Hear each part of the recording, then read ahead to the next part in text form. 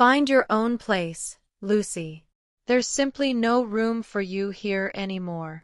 My daughter Cindy's words still echoed in my ears like a funeral dirge as I packed my final suitcase in the master suite of my new home. 3 weeks had passed since that public humiliation. Now, here I stood in front of the floor-to-ceiling window of my multi-million-dollar high-rise apartment, watching sailboats drift gently across the harbor below, while my family was probably waking up on some curb, wondering where on earth they were going to live. My name is Lucy Brooks. I'm 71 years old, and for the past 5 decades, I was the fool who supported an entire family of parasites. Yes, the truth is that raw. But that morning, as the Mediterranean sun bathed my face through the bulletproof glass of my new residence, I finally felt free. It all started exactly 52 years ago when I married Roberto in a small church in Savannah, Georgia. I was 19, he was 23, and we both had enormous dreams and empty pockets. Roberto worked as a mechanic, and I was a secretary at an accounting firm.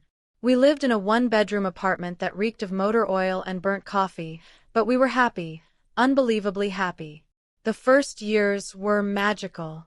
We woke up every morning in each other's arms, shared a frugal breakfast of pancakes and black coffee, and planned our future while the radio played rhythm and blues.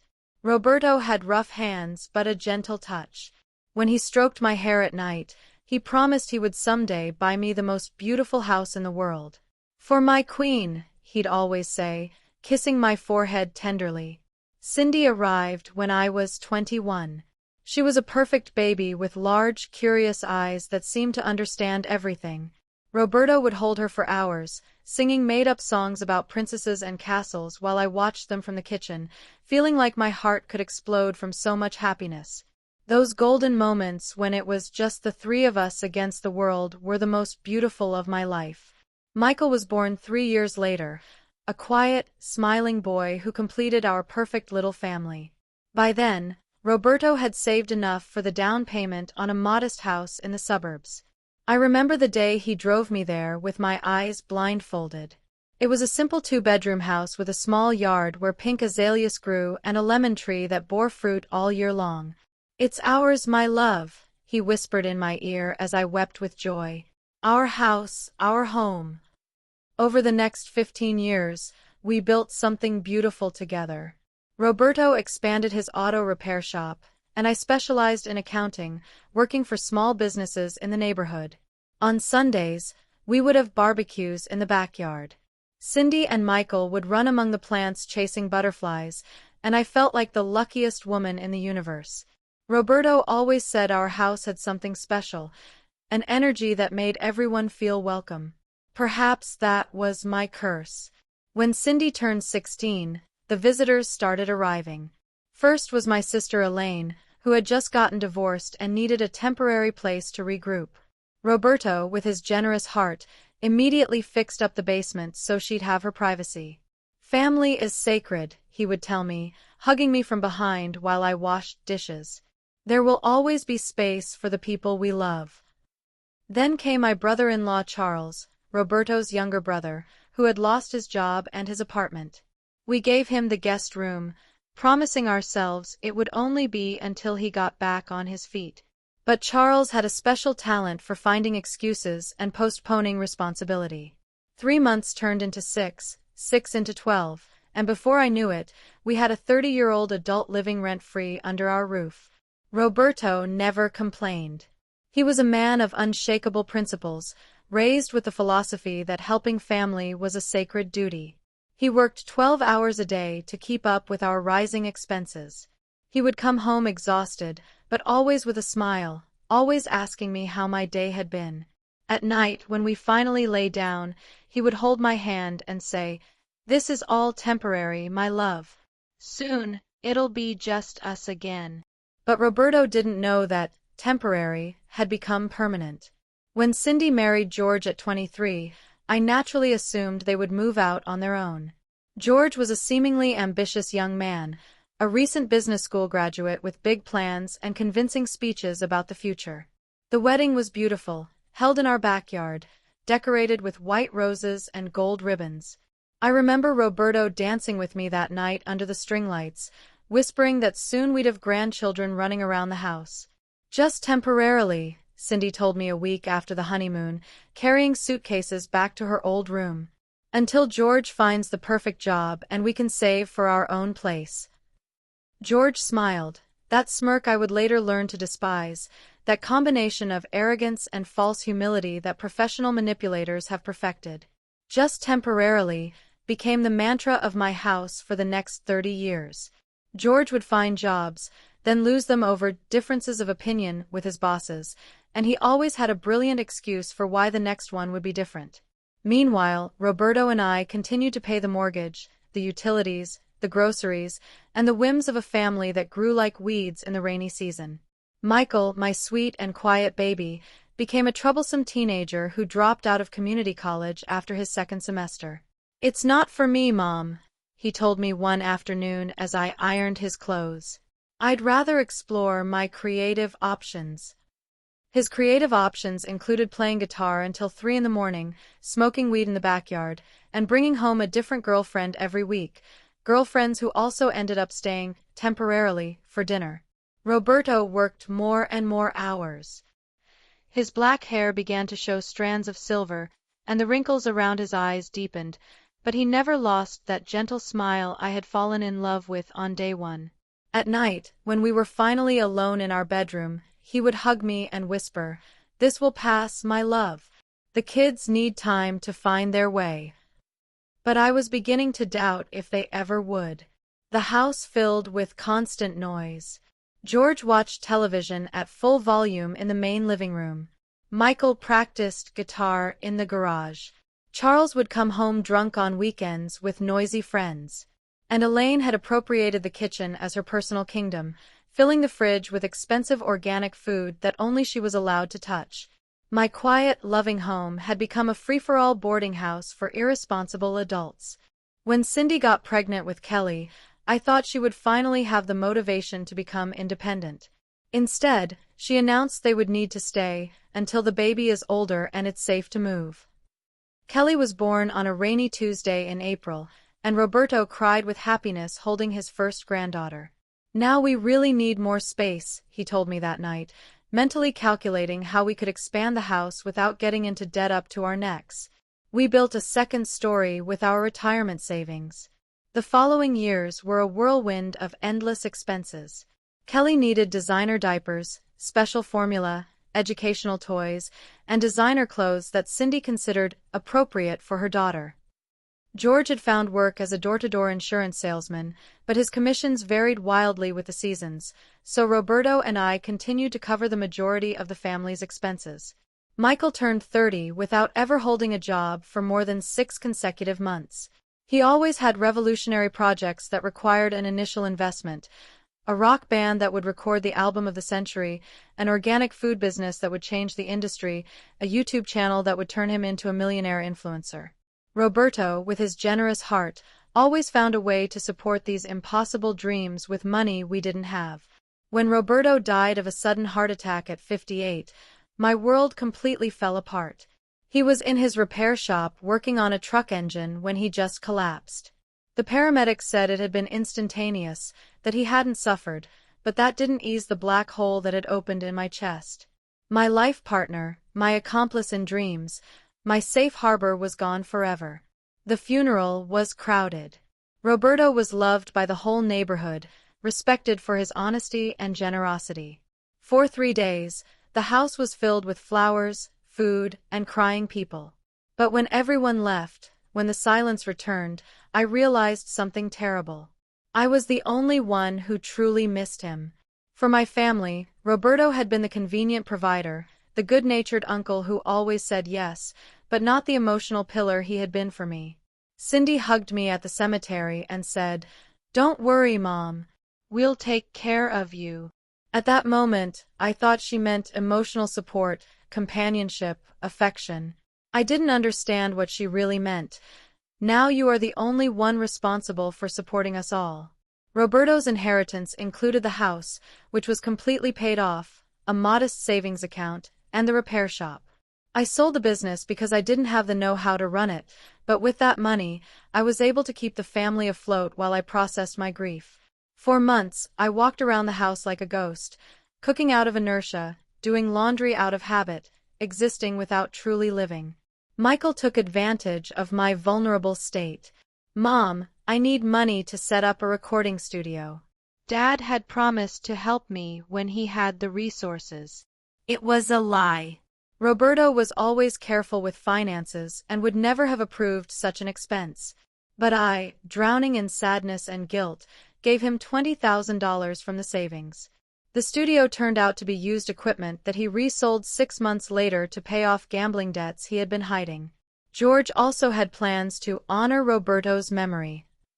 He wanted to expand the house again to create a family sanctuary where we could all be comfortable permanently. The construction cost $50,000 and turned our yard filled with azaleas into a cold, functional concrete patio. When I protested the loss of the lemon tree that Roberto had planted with his own hands, George patiently explained that changes are necessary for family progress. Elaine had permanently installed herself in the basement, which she had decorated as an independent apartment with my money. Charles was still occupying the guest room, now a personal den full of empty bottles and dirty clothes. And Kelly, who was now 8, saw me as the ATM grandma who funded her whims without limit. At 65, when I should have been enjoying my retirement with Roberto, I found myself working part-time as a freelance accountant to financially support 8 adults who were living rent-free under my roof. My pension barely covered the basic utilities of the expanded house, so I needed extra income for food, clothes, entertainment, and the constant emergency loans that no one ever paid back. The nights were the worst. I would lie in the marital bed I had shared with Roberto for decades, listening to the laughter and conversations coming from all over the house, feeling completely alone in the middle of a crowd. I would touch his empty side of the bed and whisper, "What would you do, my love? How would you handle all this?" But Roberto couldn't answer. And I was still too polite, too conditioned by years of people-pleasing to set real boundaries. Every time I tried to talk about responsibility or independence, someone would remind me that family is the most important thing, and that Roberto would have been proud to see you taking care of everyone. Lies. Beautiful, convincing lies that kept me trapped in my own home. The next few years were a downward spiral of increasingly brazen demands and my increasingly weakened resistance. Kelly turned 15, and Cindy decided she deserved a party worthy of a modern quinceañera. Not a simple celebration at home with the family, but a venue event with an orchestra, a designer gown imported from Italy, and 200 guests. The initial budget was $30,000. "It's only once in a lifetime, Mom," Cindy explained as we looked through catalogs at the dining room table. Her perfectly manicured nails skimmed the pages as if she were flipping through a casual magazine, not planning an event that would wipe out my remaining savings. Dad would have wanted Kelly to have the best. You know how much he loved his granddaughter. Kelly had inherited manipulation as a genetic trait. She sat next to me on the couch, took my wrinkled hand in her young, soft ones, and looked at me with those big eyes that reminded me so much of Roberto. "Grandma, all my friends are having amazing parties. I don't want to be the only one with a simple celebration. Please, you understand how important this is to me." How could I say no to that angelic face? How could I be the stingy grandma who denied her granddaughter the most important moment of her adolescence? Roberto always said that beautiful memories were the best investment we could make. So I took the money out of my emergency account and funded a party that rivaled high-class weddings. The quinceañera was spectacular. Kelly looked like a fairy tale princess. The band played until 3 in the morning, and all the guests commented for weeks about the elegance of the event. But when the final bills arrived, the real cost had exceeded $45,000. Between the last-minute change to Kelly's dress, the extra flowers that Cindy deemed absolutely necessary, and the open bar that George expanded without consulting me, my emergency account was completely empty. "It was an investment in family happiness," George consoled me that night, patting my shoulder condescendingly while I reviewed the receipts. "Kelly will never forget that her grandmother gave her the party of her dreams. That's priceless." Michael, inspired by the generosity I had shown his niece, decided it was the perfect time to ask for support with his new business venture. He had met Ava, a 35-year-old divorced woman with 2 young children, and he wanted to impress her by showing he was a serious businessman. His plan was to open an artisanal coffee shop downtown, something authentic and revolutionary that would compete with the big chains. "Mom, this is my chance to do something Dad would have respected," he told me one afternoon while Ava played with her kids in the concrete yard that used to be my green oasis. "Ava has experience in hospitality. I understand music and ambience. Together, we can create something special. We just need $60,000 for the initial equipment." 60,000. The amount hit me like a cold slap. I no longer had any emergency savings. My pension barely covered the basic expenses of the house, and I had been working extra accounting shifts to make up for the quinceañera costs. But Michael had that hopeful look that reminded me of the sweet boy he used to be. And Ava smiled at me from the yard as if she were already part of the family. "I don't have that amount available immediately," I explained, trying to sound firm but affectionate. "We would have to explore other options. Maybe a bank loan in your name, or looking for investors." "The banks won't give me a loan because of my work history," he interrupted impatiently. "And outside investors will want to control the business. I need my family to trust me. Dad always said that family invests in family." That phrase, always that phrase, which turned any refusal into family betrayal.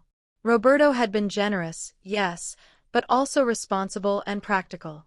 He never would have approved such risky investments with money we needed to survive.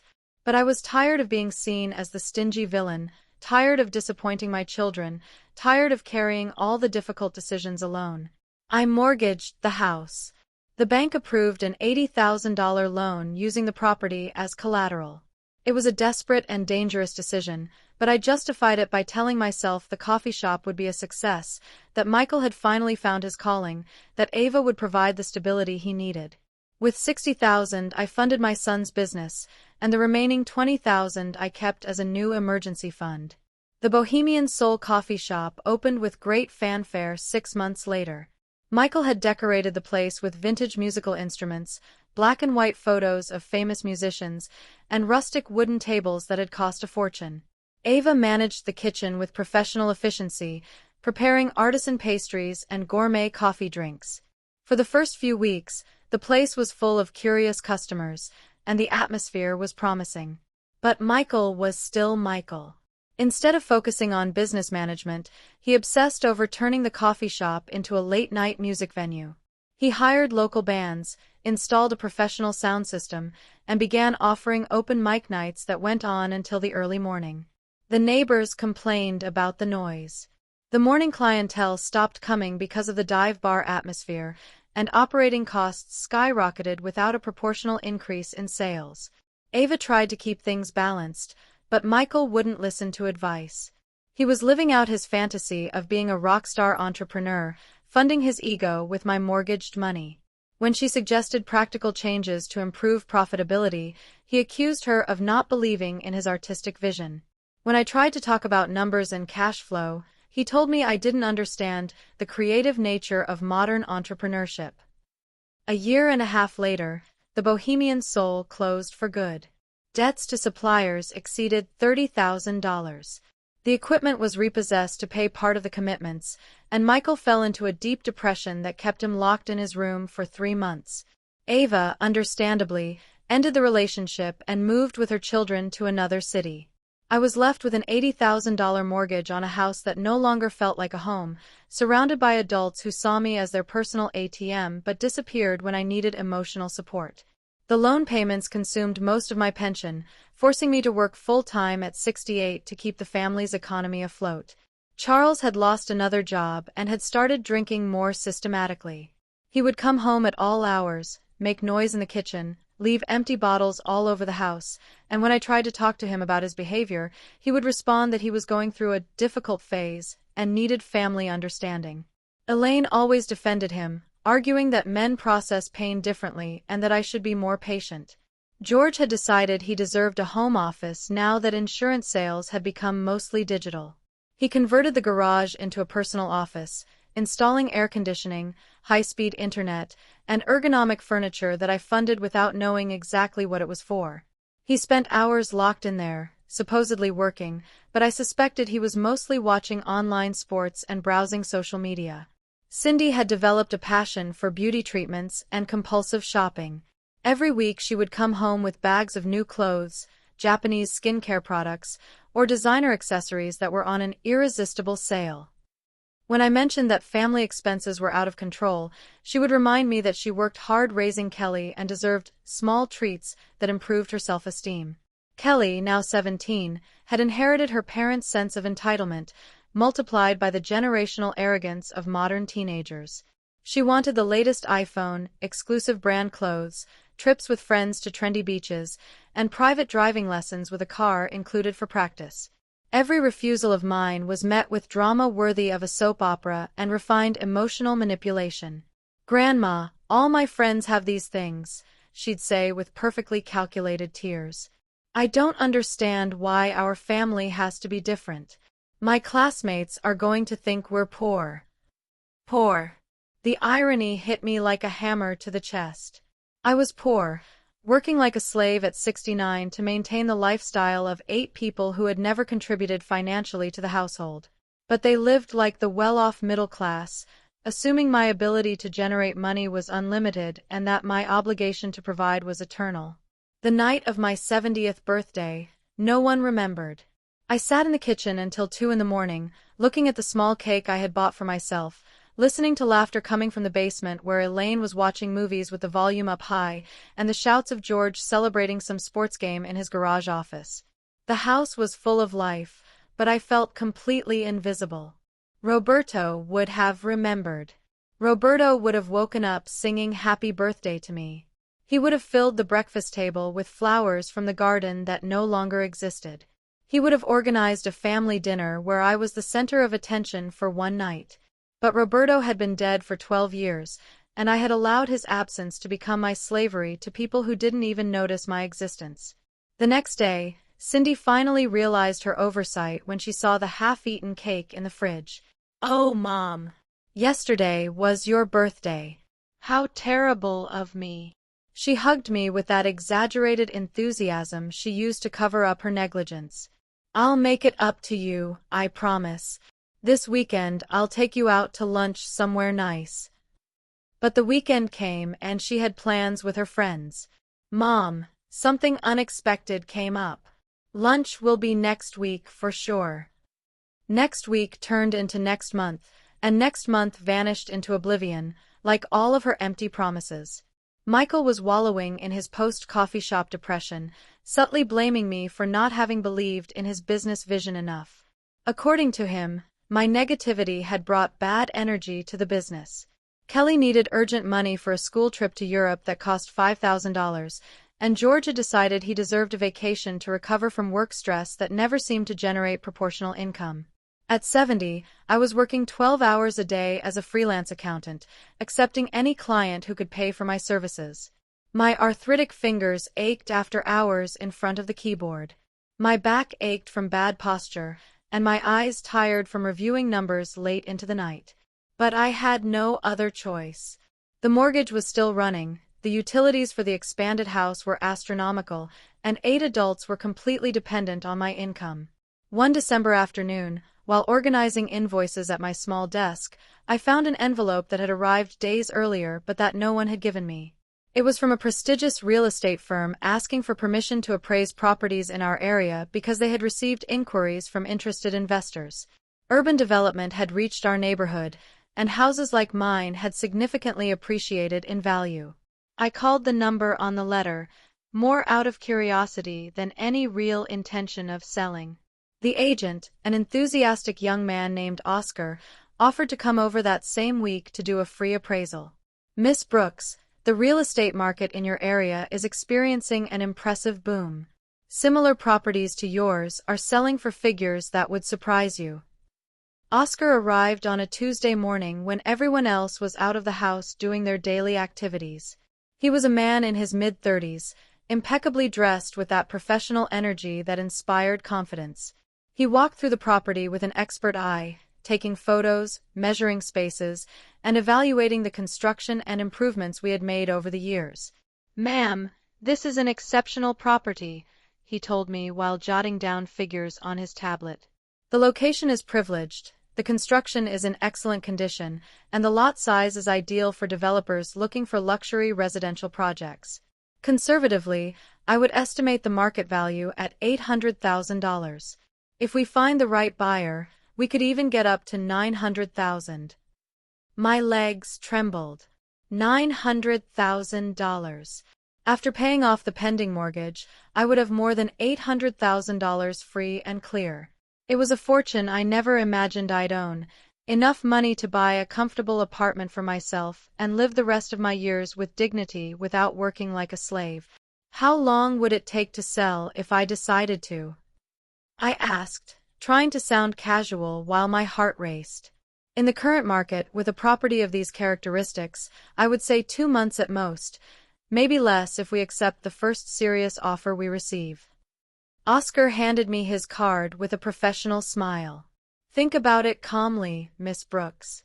When you're ready, we'll be here to help." That night, I couldn't sleep. I walked through the silent house, observing every corner that Roberto and I had built with so much love, remembering the happy moments when it was just the four of us, imagining what it would be like to live alone in a small, quiet place where no one would constantly ask me for money. But guilt consumed me. How could I even consider selling the family home? Where would Cindy, George, and Kelly live? What would happen to Michael, who still didn't have a stable job? How could I abandon Elaine and Charles after so many years of living together? Roberto would have wanted me to keep the family together, right?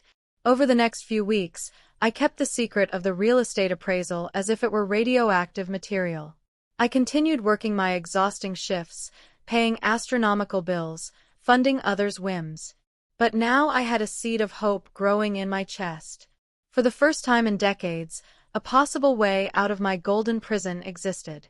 I watched my family with new eyes, truly analyzing their behaviors and attitudes toward me.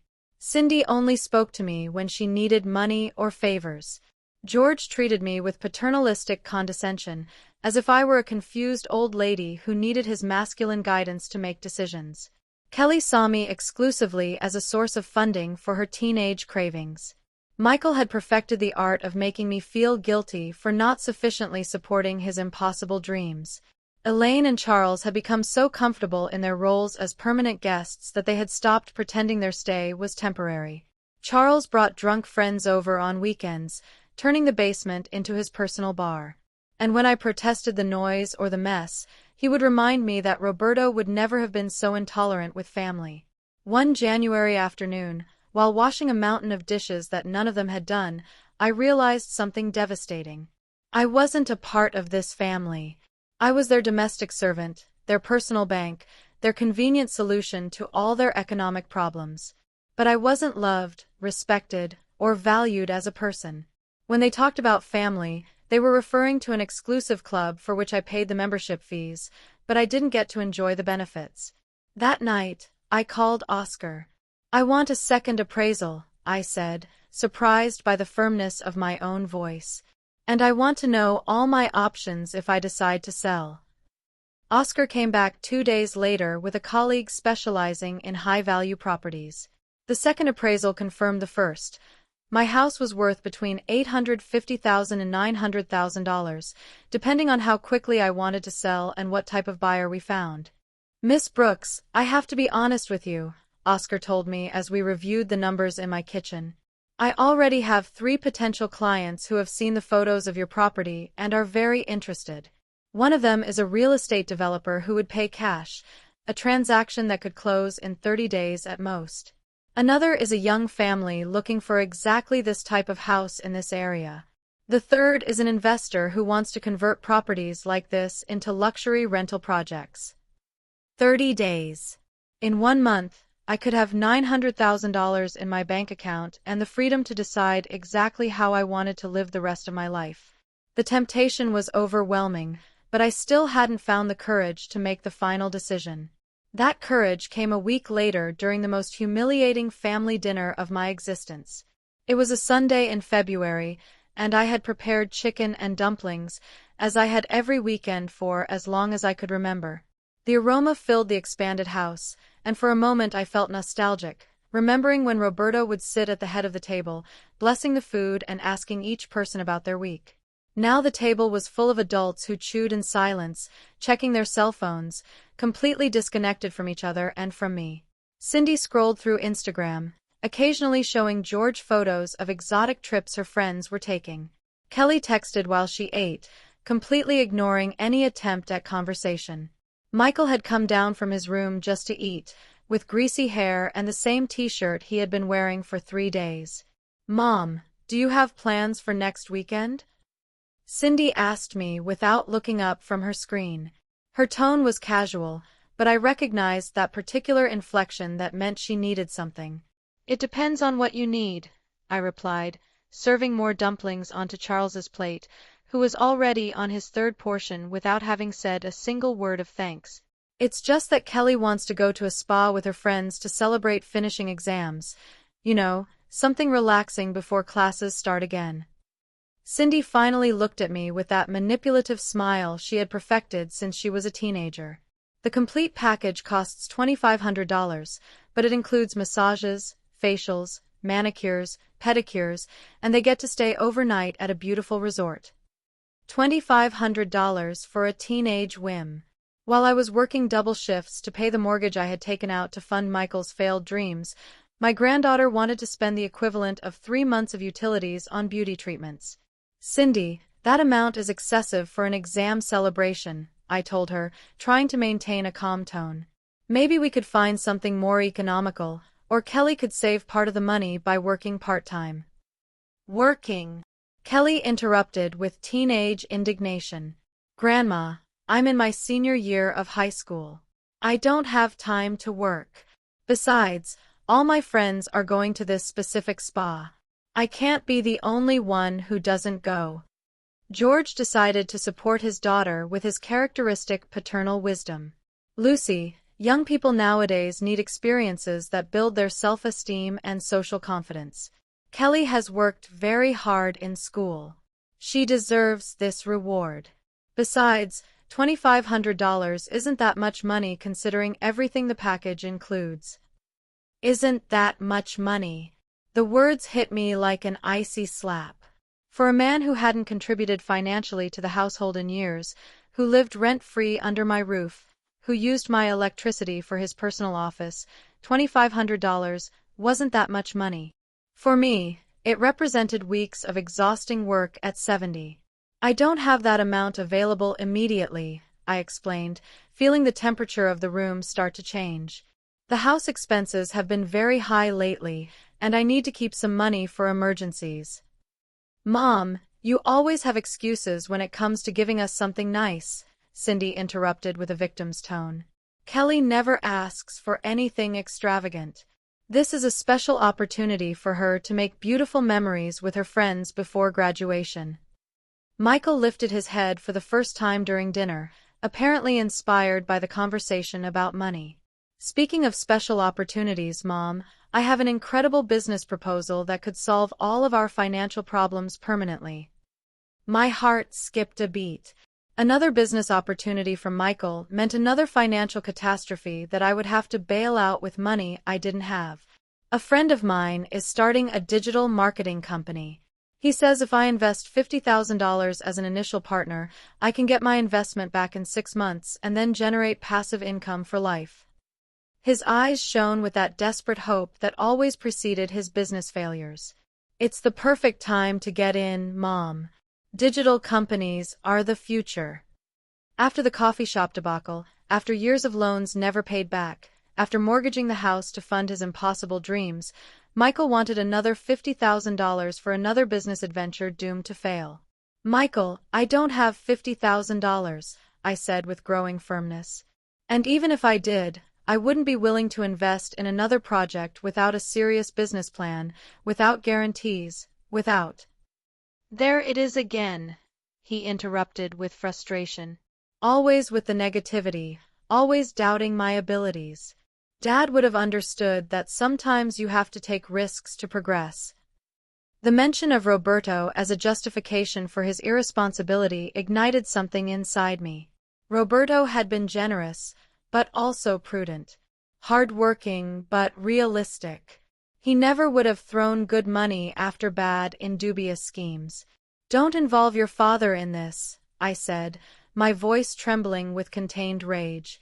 Roberto worked hard for every dollar he earned, and he would never have supported irresponsible investments that put family stability at risk. Charles chose that moment to contribute his alcoholic wisdom to the conversation. "Lucy, the problem is you've become very tight with your money over the years. You used to be more generous, more willing to help the family. Roberto would have told you that money is for enjoying life, not for hoarding like a miser." Tight with my money. A miser. After 50 years of supporting an entire family, after sacrificing my retirement, my peace of mind, my dignity for their whims and irresponsibilities, they were calling me stingy because I had finally started to question excessive spending. Elaine nodded sagely from her seat at the table. "Charles is right. Lately, you seem different, more selfish. The Lucy I knew always put family first. Selfish for working 12 hours a day at 70 to support all of them. Selfish for paying a mortgage I had taken out to fund my son's dreams. Selfish for questioning why my granddaughter needed a $2,500 spa trip when I couldn't remember the last time I had bought new clothes for myself." George decided to become the family's official spokesperson. He wiped his mouth with his napkin, leaned back in his chair like a patriarch delivering a verdict, and looked at me with that paternalistic condescension he had perfected over years of living rent-free under my roof. "Lucy, I think it's time for us to have an honest conversation about the family situation." He began with the tone of a corporate meeting. "This house has become too small for all of us. Kelly is growing up and needs more privacy. Cindy and I have been considering expanding our family, maybe having another baby. Michael needs space to get back on his feet after the business problems." Where was he going with this? My stomach began to clench with a terrible premonition. "We've been discussing it among ourselves," George continued, gesturing as if he were presenting a business proposal. "And we think it would be better for you if you looked for your own place, something more appropriate for a lady your age. Maybe a small apartment in a quiet area where you can enjoy your retirement without the responsibilities of maintaining such a big house." The silence that followed was deafening. They all looked at me expectantly, as if they had just proposed a wonderful vacation for me instead of